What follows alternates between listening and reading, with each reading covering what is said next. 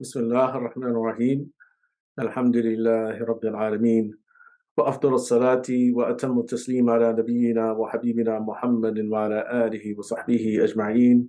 اللهم علمنا ما ينفعنا وانفعنا بما علمتنا وزدنا علما.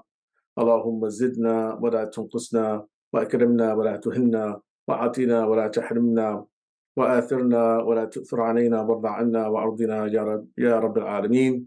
ولا حول ولا قوة إلا بالله العلي العظيم. سبحانك لا علم لنا إلا ما علمتنا إنك أنت العليم الحكيم. السلام عليكم ورحمة الله وبركاته. Alhamdulillah, it's a great honor to be able to speak about the special event known as Isra Wal Mi'raj.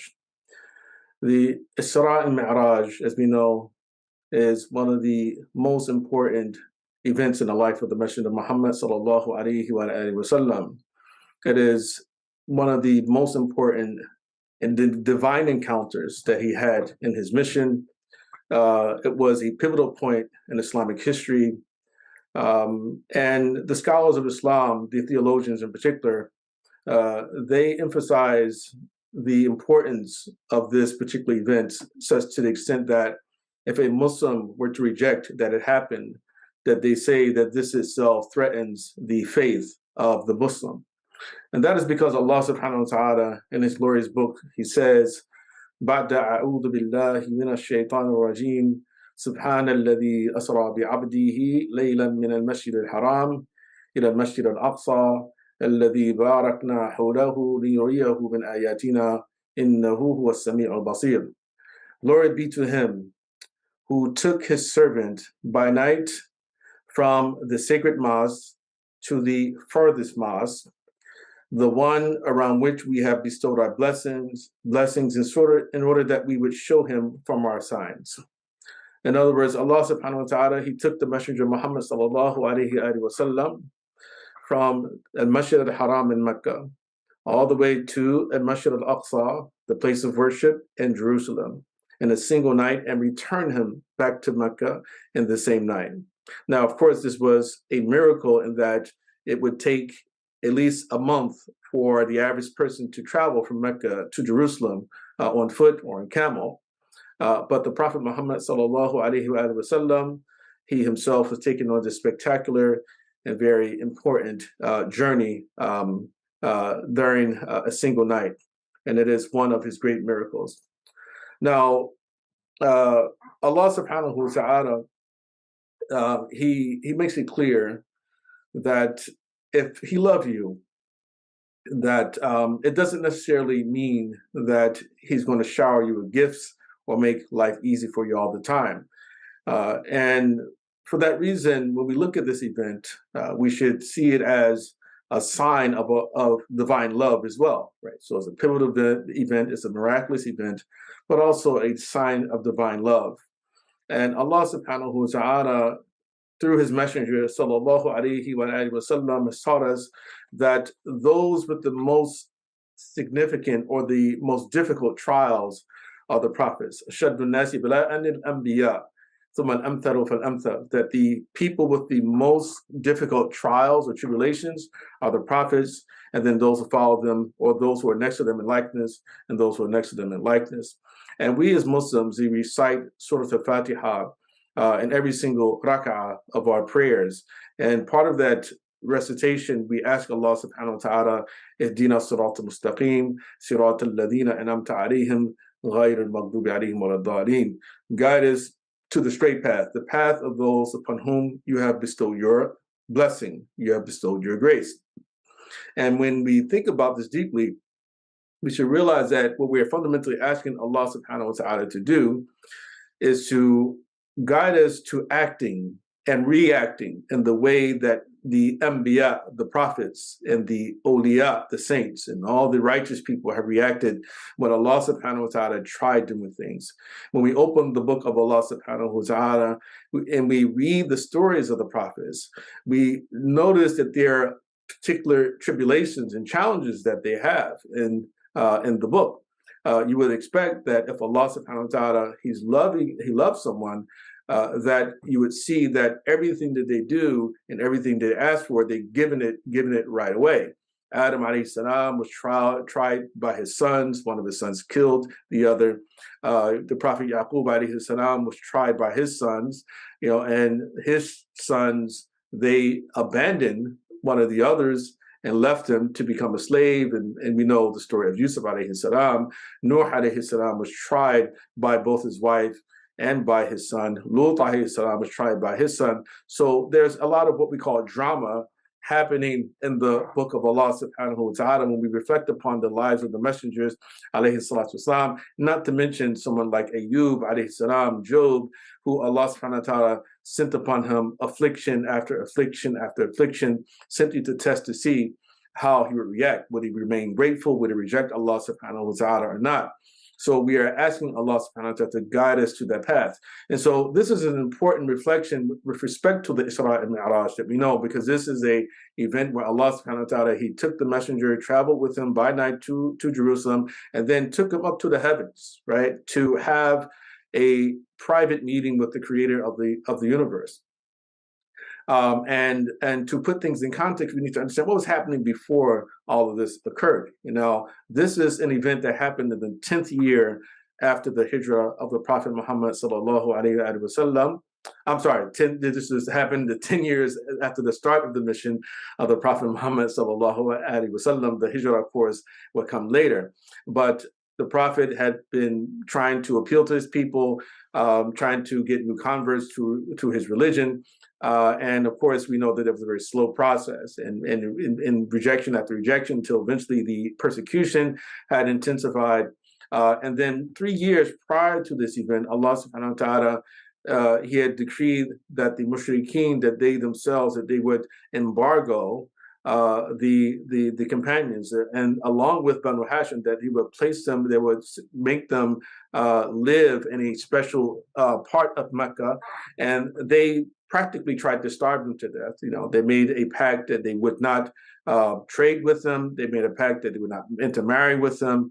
And so this was caused great hardship upon the Prophet Muhammad sallallahu alaihi wasallam. And this is not to mention all the other things that he had already gone through in his life. The loss of his mother, the loss of his father, the loss of his uncle, the loss of his grandfather. And of course, the loss of his uncle is something that happened after this, right? So at the end of this, the 10th year, once the 33-year embargo had been done, completed, and the mushrikeen had decided to show some mercy to them, the Prophet ﷺ, he would lose first his wife Khadijah, and also lose his uncle Abu Talib.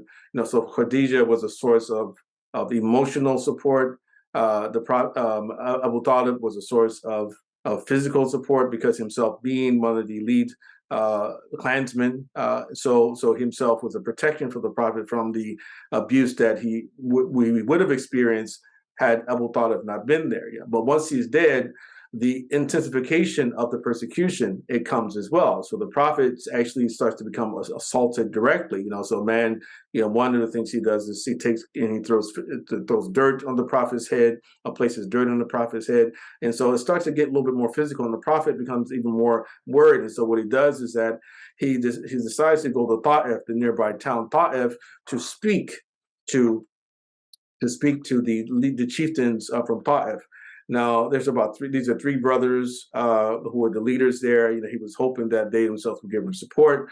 They refused, and then they went ahead and they incited the riffraff up against the messenger alayhi salatu wasalam. And so they pelted him, they chased him out of Ta'if, until eventually he made his way into the meadow, or the land of one of his enemies, Utbah ibn Rabi'ah, and his sons were watching. And so the famous prayer happened there, that moment, one of the most passionate prayers and the most beautiful prayers that we know from the Prophet Muhammad sallallahu alaihi wasallam. The dua of Ta'if happened.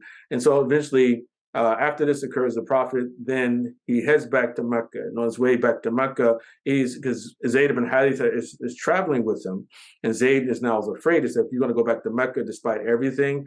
And so the Prophet ﷺ, ensuring Zayd, don't worry, Allah subhanahu wa ta'ala, he's going to make sure that I'm the victorious, right? Because in this prayer, it says in the prayer, "Ma lam yakun illam yakun bika alayya ghadabun فَلَا أُبَالِي. As long as this is not a sign of your anger against me, Allah, then I don't care about what happens at this point, right? So he's very confident, despite of being abused and physically attacked, right, during this particular encounter. So he heads back with Zayd ibn Haritha back to Mecca. He sends word to Mut'im ibn Adi, asking for asylum or his protection as he goes into Mecca. Mut'im, he promises that he was going to give him protection. So he goes into Mecca, but eventually, before that, he stops at a place called Nakhla, and he and Zayd, they perform 2 rak'ahs of prayer, and the Prophet is reciting audibly. And while he's reciting, a group of the jinn, they pass by, and they notice the recitation. They listen to what the Prophet ﷺ is saying, and this itself leads them to believe. And later on, Allah subhanahu wa ta'ala sends word to the Prophet ﷺ that the jinn, they had accepted Islam, accepted his message because of what they heard from his recitation of the Quran. And so here, this is an important point to highlight here, is that again, when we're not talking about Isra yet, the Isra still hasn't happened, right? But the Prophet ﷺ had went through a series of setbacks and a series of tribulations in his life, So again, his father, he never knew his father. He lost his mother very early, only knew her for about a year. Then he loses his grandfather. Then eventually he starts to gain followers, and they start to be persecuted. Some of his followers are lost. And then now the doors start to be shut in his face. People, is as if like the number of people converting, it stops, right?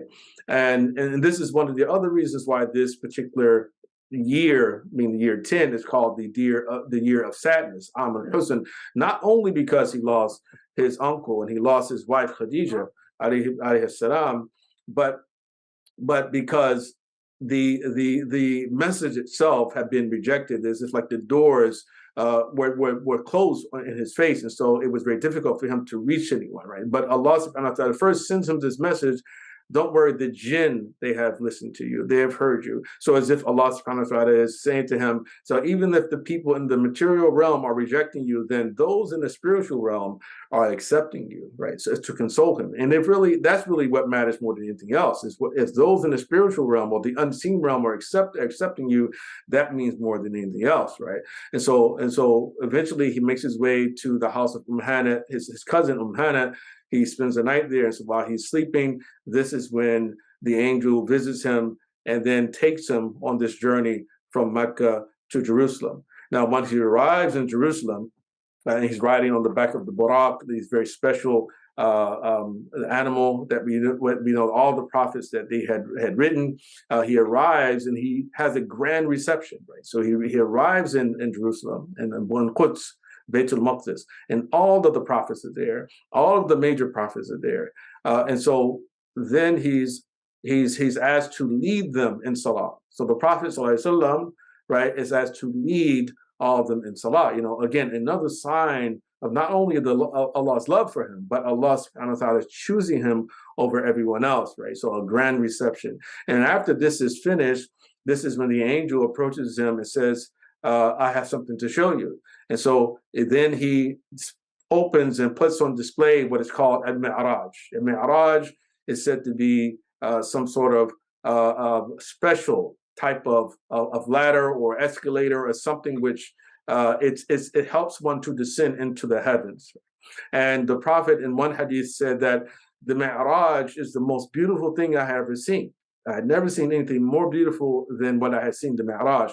And he also said that the Mi'raj is the very thing that every single person who dies and leaves this world stares at as he leaves this world. So for instance, you notice when their soul is leaving their bodies, their eyes eventually become fixated.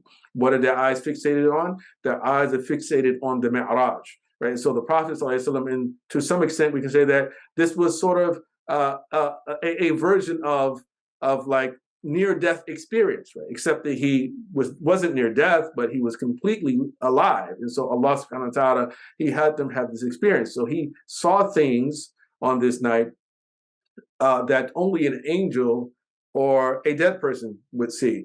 He experienced things and visited places on this night that only an angel or a dead person would probably ever experience or see, right? And so the angel took him up into the first heavens. You know, see, he goes with Jibreel alayhi salam up to the first heavens. When he reaches the first heaven, he sees a man. He's sitting at the entrance or the near the gates of the first gate of the lowest heaven, and what he's doing, he seemed to be greeting souls as they enter into heaven. And so he would see one of them and he'd make a negative comment about them, the ruhan khabitha kharajat min jasadin khabith, a wicked or filthy or foul soul which came out of a foul body, right? And we say, so another one, ruhun tayyiba kharajat min jasadin tayyib, a good soul, a delightful soul which came out of a good body, right?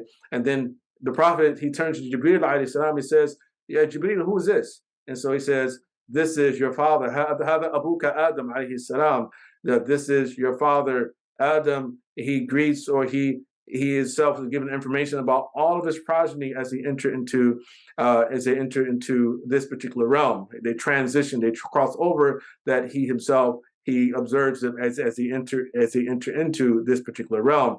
And so it said that the reason why, if he discovered that one of those children, one of those souls was a disbelieving soul, he would be upset and he would make this negative comment about that person, right, about that soul. And if it was a believing soul, he would make a positive comment about the believing soul. And fundamentally, I think that one of the lessons we learn from this is the importance of Iman, right? That Allah subhanahu wa ta'ala ultimately wants every single person, every single human being to believe in him. And all the prophets, they value the believers, right? More than they value non-believers, because the non-believer is a potential believer, but believers are more important, you know, and a believing life is more valuable in the sight of Allah subhanahu wa ta'ala than a non-believing life, right? And so this is in this first heaven, you know, so the Prophet eventually goes to what is called Bab al-Hafada. The angel Jibril takes him to the gate of the guardians, or the guardian angels, right? And at the gate, he meets an angel by the name of Ismail. And so when he reaches that gate, Ismail says to Jibril alayhi salam, he said, Jibril, who is this person? So Jibril says to him, this is Muhammad. And so Ismail responds, so has he already been sent? Has he already been sent? And so Jibreel says, yes, is this time, has he been sent? And it said that, so as the Prophet goes through all the heavens, he passes to the first heaven, to the second, all the way to the seventh. Every time he reaches the door or the gate of each heaven, the angels at the door, they ask the question about, okay, who is he? Has he already been sent? When he's told us Muhammad alayhi salatu wasalam. So again, a grand reception for Muhammad sallallahu alayhi wasallam. And all of this happened before he finally has this special meeting with the creator of the universe, right? And so he's still in the lowest heaven. In the lowest heaven, he also meets Malik, the keeper or the trustee over Jahannam, over the hellfire, right? So all the angels, when they greet the Prophet, they find out who he is. They said they're laughing and they're very joyful and they're saying very nice things to him.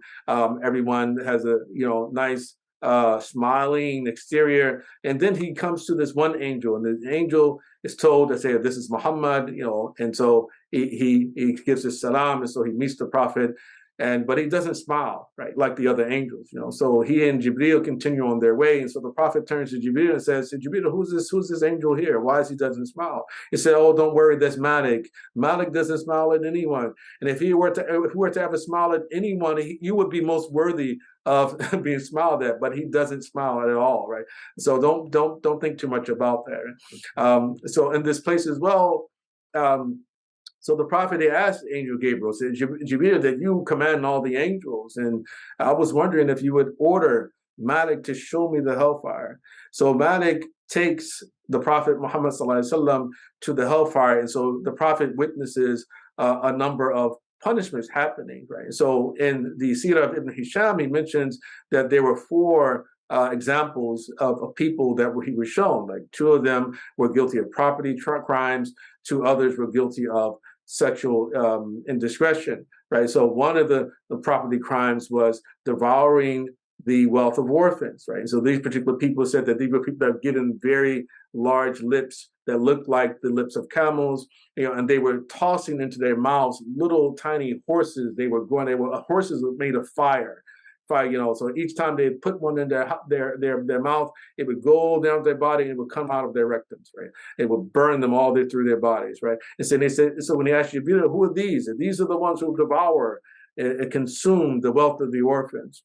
Then he goes to another group of people, sees another group of people, said these are a bunch of men, they're sitting around, they have very large stomachs, right? But very large stomachs, but then they can't move, and then all of a sudden there are these camels, they're running over them, trampling over them, and they're not able to move out of the way, right? And so he said, well, who are these people?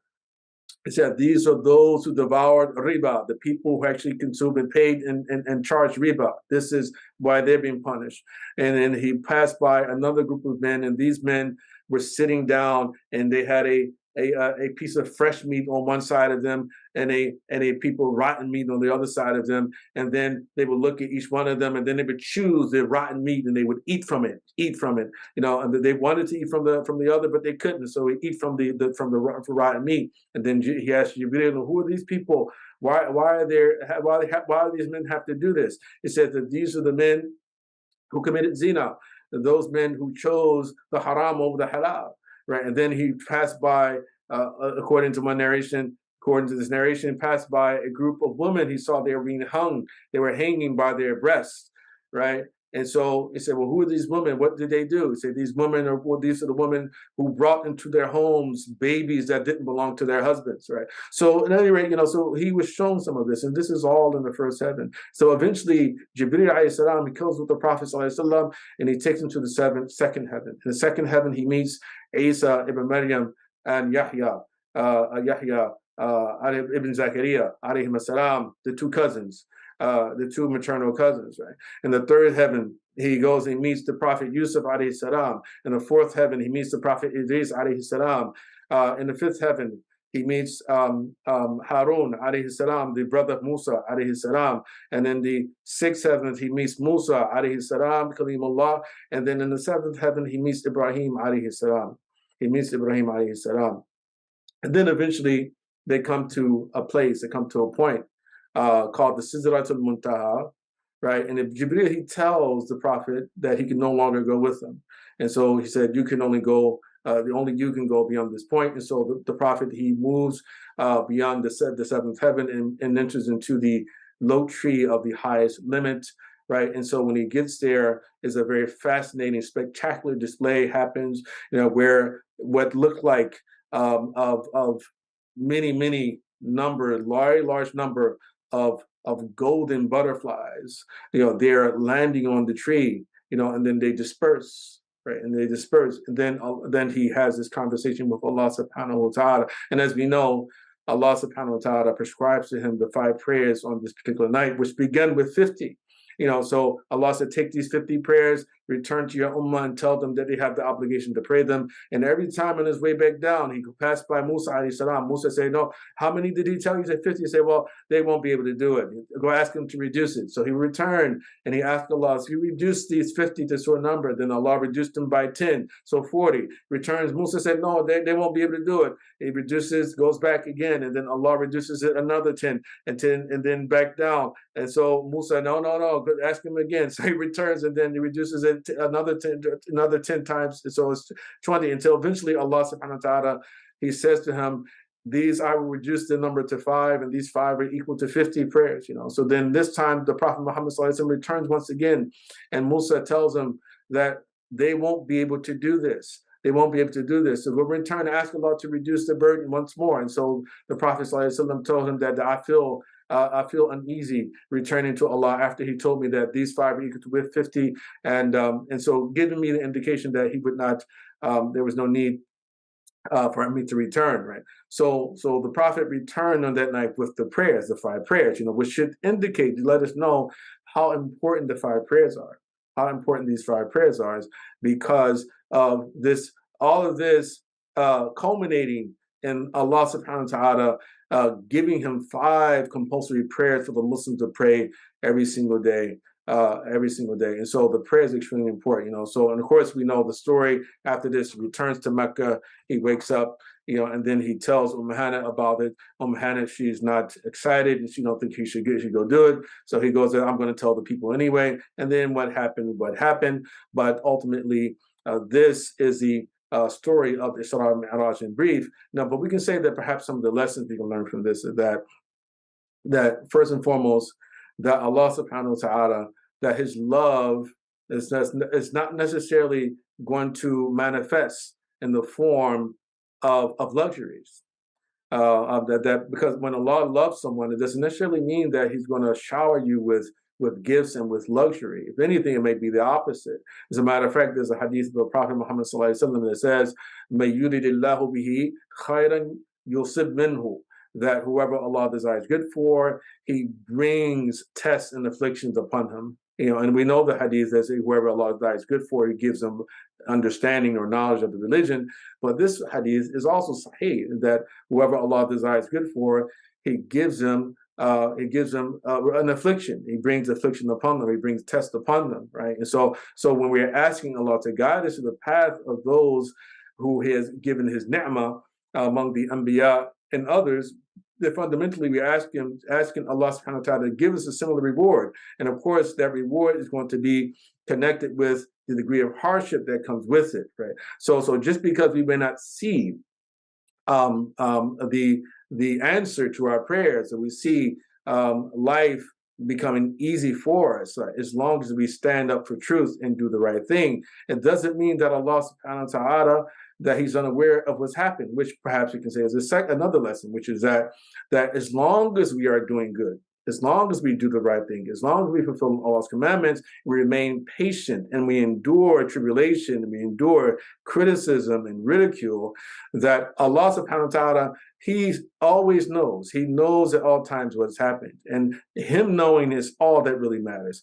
And that's really interesting that at the end of that verse, that very first verse in Surah Al-Isra, he says, "Innahu huwa as-sami'ul basir." Verily, he is the all-hearing, the all-seeing. And that is what matters at the end of the day. Is that if Allah sees it, then it doesn't matter if no one else actually sees it, because the credit is going to come from Allah subhanahu wa ta'ala, right? And so when it seems that the world is turning totally against you, and you continue to be patient and committed in your religion, the spiritual realm will be placed in your service. And Allah subhanahu wa ta'ala, he will see and he will come to your support and he will reward you for your patience and your endurance. And eventually you will have your victory. And so after this, the Prophet returned refreshed. That the love of God, Allah's love, is sweet, but it's only sweet to those who love God, right? And those who understand God and how God behaves and interacts with us, right? So at any rate, I hope that there was some benefit that came from that lesson and this reflection upon the Isra Mi'raj. Hopefully in the future we'll be able to sit in one of the presence, inshallah, and to gravitate and bounce and enjoy one another's energy. But we ask Allah subhanahu wa ta'ala to grant you all a blessed Isra and Mi'raj. May the lessons be taken to heart. May he keep your family safe. May he increase and magnify your rewards for all your goods that you do on these days. And he grant you a part of the prophetic light, such that you are able to emulate the Messenger alayhi salatu wasalam, both during good times and during bad times. So we ask Allah subhanahu wa ta'ala to forgive us as well and to guide us and grant us assistance.